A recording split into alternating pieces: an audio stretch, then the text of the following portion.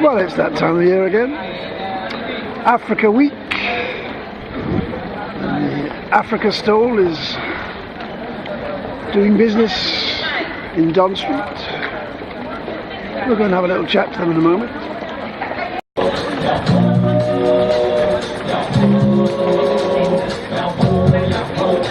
There are signs of Africa and the sound of Africa as well. Here it is, that fabulous sound.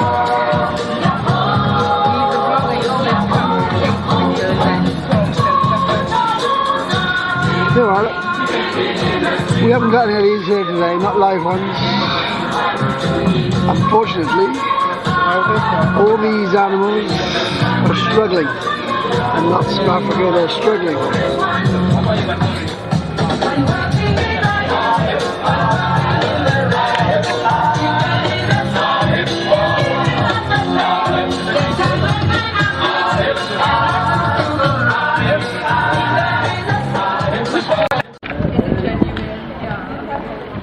Yes, I didn't realise there were actually two stalls for Africa Week. There's this one here just further down King Street. It's next door to Jack Wills, Brook Street, look. Just through the cut there, just through that little narrow the old Hammond shop, which is closed down. Another nice little store there full of goodies to buy. A few dresses there hanging up. So. Hi! This is, what day is Africa Day? 25th? 25th of May. Okay, so you are, introduce yourself. I'm Leslie. Leslie, and you are? I'm Nalika. Alita. Nalika. Nalika. Yeah. And this lady who I've met before, of course, I remember she's changed a bit since I saw that. It's Lina. Lina, right. Yeah. What's been happening since last year? A lot. Lots of things have been happening. Are they here or in Africa? Both in Africa and here. Yeah. Are they? Okay. Good things. Tell me the good things first. The good things. Mugabe is not in power anymore. As I said to this lady, I was hoping he might come over as a guest, special guest, to appear. I think we're good on that one. Right now. We've say something else different. Yeah, some of the kids, from the money that we raised last year, Right. we've managed to build a bakery. A bakery? A bakery. Where to? In Zimbabwe, In Zim. in Harare. Right. We are teaching the kids how to bake and how Right. to be self-sustaining. For bread or cakes or? Bread, cakes, All right. donuts. There's one that they call the candy cake. I don't even know what you guys All good call healthy it here. things. You standing a bit closer, I might be able to get you on one image because I'm having a bit of struggle getting you on all of the camera. Yeah, I'll hold on to her. So who supervises that? Who have you got? Who's the head chef? Different people. Yeah, right. Yeah, we've got different volunteers who come on different days. Anybody who's been trained technology of bakery takes Right. over. And you've got premises which you can use on a regular basis? Yeah. Good. But the premises might need more improving so that they can have better quality. Right. And is that run like a cooperative that they share profits or you sell the cakes that you can? Is it? Yeah. Who buys them? Who eats the cakes and the bread? Who eats it all? It's the locals. It's the locals. Right. Yeah. Anything extra pays for school fees for Right. the children. So it's like a spider web. Everything is connected to each other. Right. Yeah. Other projects? What else you got going? We have some of the kids have had half scholarships to university in Zimbabwe called Bindura University. Where's that? That is in Harare. Harare? That is outside Harare. Bindura Right. is actually a small town, mining Right. town. And we have come together, another good thing as well, we've come together as charities in Jersey, Right. and we have formed Friends of Africa. Right. That meeting we had last night, Caritas, are you going to be much involved with that as far as the Jersey end is concerned? Yes, You Caritas brings All the diversity all of the community diversity together. Yeah. Right. Yeah. Do you think that will succeed? I mean, obviously you have to be optimistic, but it's a grand idea. Inclusion. I mean, It we will spoke before succeed. last year about inclusion and exclusion. Yeah, But it will succeed. Like anything you start, you know, it's all about working process and people accepting it, and so it will succeed. Yeah. You're optimistic. It's just a sense of community to bring people together that from different places. So, because sometimes people feel lonely and all that when they come over, and because it's a multicultural place at the moment and everything, having that backs up to merges with the community as well. I've lived in Jersey many years, but I don't know many Jersey people. Do you think you will get drawn into the Jersey community? Do you think you will get drawn in, or will you just become a little African community? No, we're already drawn and we mingled into the community properly.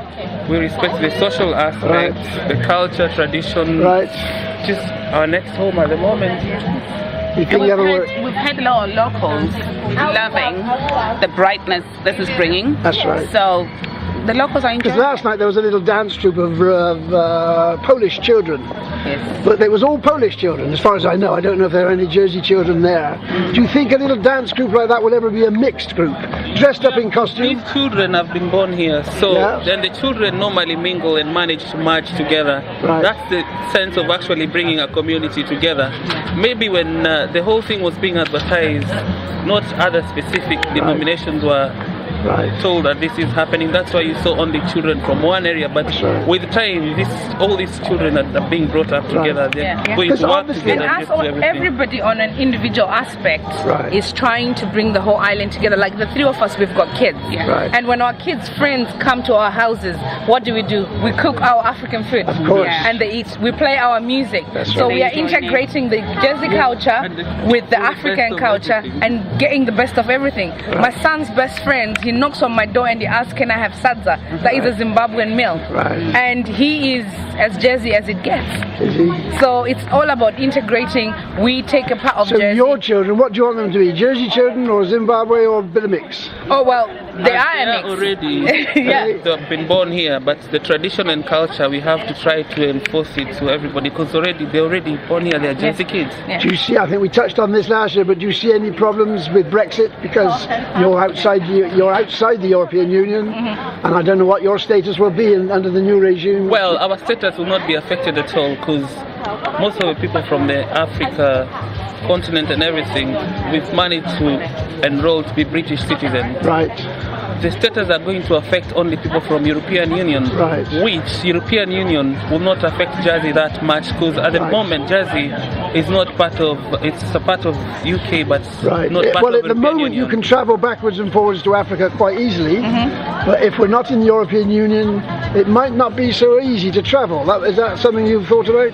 Nah, we are not really worried about that. You're not worried? Nah, we're not worried about that. The decision has been made, so the only thing we can wait for the consequences, whether they're good or bad. Okay. You know, so. Do you have a consulate that represents you in Zimbabwe? They got one in London, presumably. Anybody here? Not yet. Not yet. But it's something that is it something you're thinking about? Yes. But what we're trying to do, we want to be able to say Friends of Africa, so we don't want to get any consulates for different countries. So we want to be just one. And most of us, we deal direct with the immigration, because what has happened, we're both learned in English, and it's easy to speak to the immigration, to speak to any firm that you need to talk to, so you don't need a consular to represent you. Any idea how many African countries there are? There's 54 countries. There used to be 53. There's 54. Countries? Yeah, in 54 Africa. Countries? Yes. Right, okay. So you've got the flag there. Right, okay, yeah. Representing. Oh, right, I didn't count the stars, and that's what they mean. Is it 54? It used to be 53 until Sudan separated into North and South Sudan. So now it's 54. Okay. Yeah. So you're doing well. As I've been standing here, things have been selling like hotcakes, as they say, like your bakery over there. Bakery as well. The same. What sells most? What do people really want? What do they want? It's mostly the chains and the bracelets. And the animals. And the animals. The animals have been going so well. So. It's a shame, because as we discussed last year, the real animals, some of them are getting a bit scarce, certainly. The rhinoceros and the elephant. So that's when Longolosa comes in, at a charity, which the animal conservation. Right. How much money can you put into the conservation? Can you put in much? Because obviously it can be a very expensive and a dangerous activity as well. I'll be honest with you, I won't be able to answer that for you. The best person to be able to answer that will be the Longolosa, and they'll be able to answer that for you. Right. Yeah. Because it is dangerous. If you're out there in the bush guarding these animals, you do get shot at, don't you? Yeah, you would. But it's one of those areas which I would rather the Longolosa, when you pop in, they'll be able to answer those questions. Anyway, you've got something, a little bit of light relief on Thursday. So Thursday, we're asking people to pass through for the food. We've got a food market happening. Right. So where's that? Right here. Right here. Outside UFC. Right. Opposite HSBC Bank. Right. So we're gonna have a food market. Right. Fresh food like bruvos. So people who know bruvos, it's like a sausage with spices in it. You got biltong. We got sadza. And we've got quite a lot of things. And for vegetarians like me? Yes, we've got vegetarians. We've got vegetarian food as well. Okay. So we're catering for everybody. Good. Okay. And then on Friday, we got our beautiful fashion show. We're going to be taking over the King Street. King Street, so we're going to be collaborating with Voisin's department store. Right. It's a family-run department.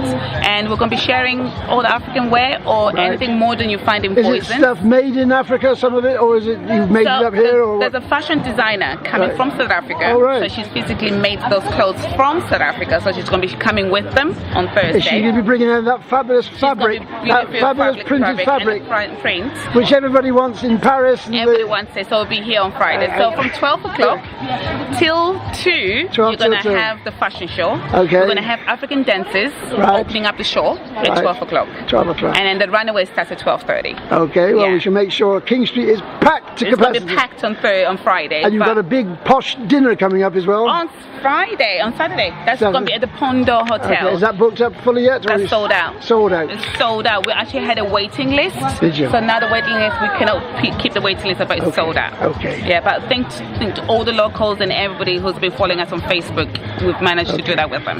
Well, we shall see you here again next year, I hope. Definitely. No, we hope. 4 years. I'm looking forward to Friday for this fashion show. And Thursday food. Okay, well, yes. Yeah. Thank you very much. I shall see you again. Thank you. Lovely to speak to you. Nice to speak to you as well. Thank you.